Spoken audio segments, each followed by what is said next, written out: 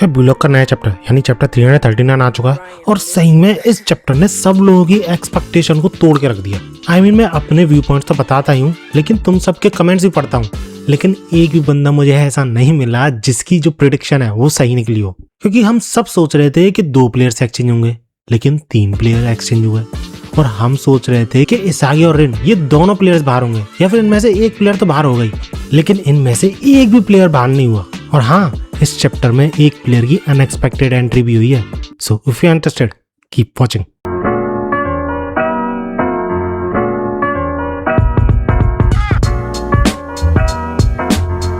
Chapter की starting होती है इस मैच के फर्स्ट हाफ खत्म होने के बाद जापान के लॉकर रूम शो करने से, जहां पर काफी मिक्स माहौल था। कोई काफी एक्साइटेड था, कोई कंफ्यूज्ड था और कोई काफी ज्यादा डिप्रेस्ड था। जिसपे चुप्पी तोड़ते हुए सबसे पहले ब्लॉक टीम का कैप्टन आइकू बोलता है डेट अब उसे धीरे धीरे समझ में आने लगा है कि क्यों फ्रांस टीम को नंबर 1 माना जाता है वर्ल्ड में। और लोकी के बारे में तो उन लोगों को पता था पहले से कि वो कितना ज्यादा ओवर पावर्ड, लेकिन वो जो हीरो है ना वो भी कुछ कम नहीं है। जिसपे बशीरा भी लगा क्यों क्या हुआ, एक ही पॉइंट से तो आ गए हैं वो, और इसलिए अगर हम अपनी स्ट्रेटेजी थोड़ी सी भी इम्प्रूव कर लें तो हम वापस उनके साथ टाई कर लेंगे एंड अल्टीमेटली जीत भी सकते हैं। जिसपे रियो भी लगा बट हाउ, आखिर हम ऐसा करेंगे कैसे, क्योंकि हमारे सारे के सारे अटैक पैटर्न्स इसागी के अराउंड रिवॉल्व करते हैं और उन्होंने इसागी की तो फाड़ के रख दिया। उसे ही सबसे ज्यादा टारगेट कर रहे हैं। जिसपे बशीरा बोलता है लेकिन हमने ये टीम ही बिल्ड करी थी इसाई के अराउंड, तो उसी के साथ सारे अटैक पैटर्न्स फॉलो करेंगे ना। इस पर रियो जवाब में बोलता है कि वही तो हमारी प्रॉब्लम है, इसलिए तो हम फेल हो जा रहे हैं बार बार। और यार ये रियलिटी भी है, एक पर्सन पे अगर पूरी टीम डिपेंड करेगी तो उस टीम का फेल होना तो ऑब्वियस है। लेकिन बशीरा ये चीज नहीं समझता, बंदा फिर भी यही बोल देता है कि कोई दिक्कत नहीं है।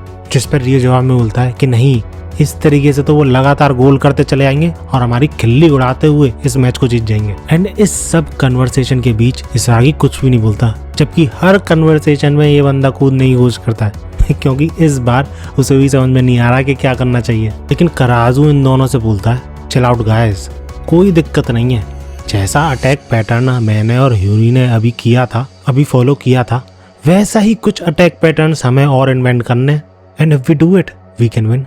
भले ही ऐसा करने के लिए मुझे सेकंड बेस्ट बनने का गोल बनाना पड़े। So let's follow that strategy, okay. लेकिन तभी पीछे से ईगो एंट्री लेता है और कराजू की फाड़ देता है, ये बोलते हुए वॉच आउट यार माउथ। कराजू तू करना क्या चाह रहा है, ब्लॉक की स्पिरिट को मारना चाह रहा है क्या। जिस पर कराजू बिल्कुल चुप और अपनी बात को कंटिन्यू करते हुए ईगो बोलता है कि नो डाउट तुम्हारे प्ले स्टाइल के चेंज होने की वजह से तुमने एक गोल स्कोर किया, या फिर बोलो एक गोल स्कोर करने में हेल्प की ब्लॉक की, but the problem is your mindset. क्योंकि उस गोल को करते समय तुमने अपने गोल करने के चांसेस को भी सैक्रिफाइस कर दिया। आखिर ऐसा करने की क्या जरूरत थी। जिस पर कराजू बोलता है कि सिचुएशन ही कुछ ऐसी बन रही थी, मुझे लगा वैसा करना बेस्ट रहेगा पूरी की पूरी टीम के लिए, इसलिए मैंने ऐसा किया। जिस पर ईगो क्लियर कट जवाब दे देता है कि तुम्हें याद नहीं मैंने क्या कहा था, the one who fights for the team is absolute trash.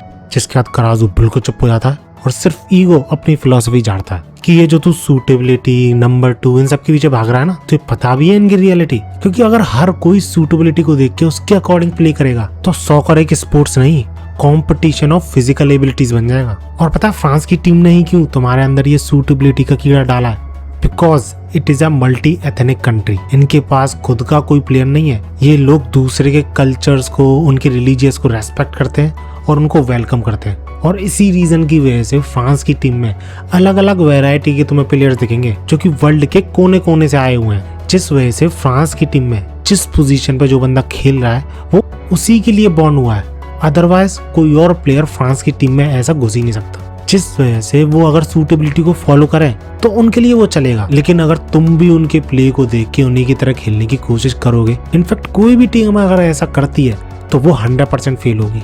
और इसके बाद ईगो रिवील करता है कि क्यों ह्यूगो इसागी के पीछे पड़ा हुआ था कि सूटेबिलिटी के अकॉर्डिंग खेल, तभी तो ये अच्छे रिजल्ट्स मिलेंगे। क्योंकि ईगो के अकॉर्डिंग सूटेबिलिटी के अकॉर्डिंग जीना और उससे हैप्पीनेस फील करना, ऐसा माइंडसेट जो स्ट्रांग होते हैं वो वीक माइंडसेट वाले लोगों के माइंड में डालते हैं, so that they can control possibilities of how you will react in different situations. और देखा जाए तो ह्यूगो भी यही करने की कोशिश कर रहा था बेस्ट प्लेयर के साथ यानी इसागी के साथ। और इसी के बाद ईगो अपनी बात को कंटिन्यू करते हुए बोलता है दैट वी आर वीक, और अगर हम सूटेबिलिटी के अकॉर्डिंग चलते हैं तो इस वर्ल्ड में कभी भी अपनी पोजीशन नहीं बना पाएंगे। और इसलिए मैं तुमसे हमेशा कहता हूँ, तुम कोई सी भी पोजीशन पे क्यों ना खेल रहे हो, but you should always aim for the position of striker. And that's the philosophy जिसके अराउंड मैंने पूरे के पूरे ब्लॉग प्रोजेक्ट को क्रिएट किया है। क्योंकि तुम खुद ही बताओ, अगर तुम्हारे पास 100 जीवन होते तो क्या लगता है तुम में से किसी के भी कितने चांसेस हैं वर्ल्ड्स बेस्ट स्ट्राइकर बनने के? अगर मुझसे पूछो तो अगर मैं बहुत ज्यादा ऑप्टिमिस्टिकली सोचता हूँ तो मेरे अकॉर्डिंग सिर्फ 1% चांसेस हैं, यानी 100 जीवनों में से तुम सिर्फ एक जीवन में वर्ल्ड्स बेस्ट स्ट्राइकर बन सकते हो। इतनी तुम्हारी एबिलिटी है इस टाइम पर। लेकिन स्टिल एक ईगोइस्ट सिर्फ उस एक जीवन के लिए उन 100 जीवनों में हर बार ट्राई करेगा वर्ल्ड्स बेस्ट स्ट्राइकर बनने का, इवन इफ ही नोज कि उसकी औकात नहीं है, ना ही उसके पास एबिलिटीज हैं वर्ल्ड्स बेस्ट स्ट्राइकर बनने की। And that's kind of egoist can change this world. और कुछ इस तरीके से ईगो बाकी सब प्लेयर्स की तो पता नहीं, लेकिन ईसाई के अंदर जरूर आग जला देता है। लेकिन कराजू बिना एक्साइटेड हुए ईगो से बोलता है, पर तुम इस चीज से तो डिनाई नहीं कर सकते कि हमारी करंट टैक्टिक्स और अप्रोच बिल्कुल वर्क नहीं कर रही है फ्रांस के सामने। तो इसके रिप्लाई में ईगो बोलता है, एग्जैक्टली, और उसी के लिए तो मैं यहाँ पे आया हूँ।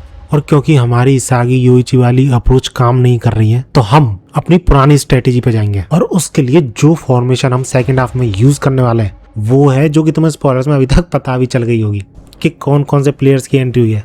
लेकिन फिलहाल सीन चेंज होता है और हमें दिखाया जाता है फ्रांस का लॉकर रूम, जिसमें कि सारे प्लेयर्स चिल थे। फ्रांस का जो कोच था इन सबको मोटिवेट कर रहा था कि तुम स्ट्रॉन्गेस्ट हो, तुम सबसे बेस्ट टीम हो। इनफैक्ट 100 सालों में एक बार ऐसी टीम बनती है, ये सारी चीजें बोले जा रहा था। और बंदा इस हद तक चला जाता है कि वो ये बोल देता है, तुम फ्रांस की हिस्ट्री को चेंज नहीं करोगे फुटबॉल फील्ड में, बल्कि तुम पूरे के पूरे वर्ल्ड को ही चेंज करके जाओगे सॉकर फील्ड में। So let's go and make history. इसी के साथ सारे के सारे प्लेयर्स पंप हो जाते हैं। लेकिन ये तीनों बिल्कुल शांत थे। बट जब ये सारे लोग वापस से ग्राउंड में जा रहे होते हैं तो लोकी चार्ल्स से बोलता है, हे चार्ल्स, क्या तुम कुछ और पासेस नहीं कर सकते मुझे? कि तुम कुछ ज्यादा ही कैजुअली खेले जा रहे हो और तुम्हें अच्छा लगेगा कि तुम्हारा स्ट्राइकर एक भी गोल नहीं कर पाएगा इस मैच में। जिस पर चार्ल्स एग्री कर जाता है क्योंकि उसे लग रहा था लोकी फ्रस्ट्रेटेड महसूस करने लगा है। लेकिन पीछे से ह्यूगो आता है जो कि काफी ज्यादा ह्यूज था यार, साइज में इन दोनों से काफी बड़ा लग रहा था, पता नहीं क्यों। लेकिन खैर वो पीछे से आके बोलता है उन दोनों से कि चिंता मत करो, जैसा हम सोच रहे थे शायद वैसा नहीं होने वाला इस मैच में, क्योंकि ब्यूलॉक की टीम इतनी आसानी से हार नहीं मानने वाली है, क्योंकि उस टीम ने कुछ और ही डेस्टिनी चुनी है। और पता है ह्यूगो ऐसा क्यों बोल रहा था? क्योंकि उसके सामने खड़े थे 3 न्यू प्लेयर्स जो कि पूरे बवाल प्लेयर्स हैं, पूरा वर्ल्ड जानता है, हम सब जानते हैं। और मैं जिन प्लेयर्स की बात कर रहा हूँ वो है शीदो, बारो और कुनिगामी। अब शीदो और बारो के बारे में तो हमें पिछले चैप्टर में ही पता चल गया था, लेकिन कुनिगामी यहाँ पे सरप्राइज एंट्री लेता है। ये बंदा हमेशा सरप्राइज करता है, अचानक से एंट्री लेता है किसी भी जगह पे। लेकिन सोचने वाली बात तो ये है कि ये तीनों एक दूसरे के साथ कंपैटिबल होंगे कैसे? क्योंकि इन तीनों ने जिन प्लेयर्स को रिप्लेस करा है वो है शिगरी, बशीरा और नीको, जिसके बाद ब्यूलॉक की फॉर्मेशन कुछ ऐसी दिख रही है। अब तुम खुद बताओ, इस फॉर्मेशन में 5 स्ट्राइकर्स हैं जो कि अपने अपने गोल के लिए खेलेंगे, जो कि साफ साफ इंडिकेट करता है कि अगले कुछ चैप्टर्स में भसड़ मचना तो तय है। खैर इसके बाद सीन शिफ्ट होता है साई की तरफ, जो कि इस पॉइंट ऑफ टाइम तक काफी ज्यादा काल्म हो चुका था, क्योंकि तब से जो उस पर प्रेशर था कि पूरी की पूरी टीम उसके अराउंड रिवॉल्व कर रही है, वो प्रेशर अब ईसाई के ऊपर से जा चुका है, क्योंकि वो एक्सेप्ट कर चुका है उसके अराउंड जो फॉर्मेशन था वो वर्क नहीं कर रहा है फ्रांस के अगेंस्ट में।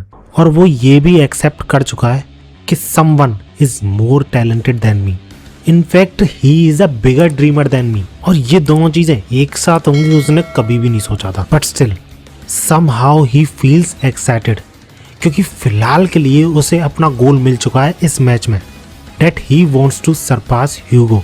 और यही चीज इस आगे की ईगो चिल्ला चिल्ला के बोल रही है। And that's how second half start होता है।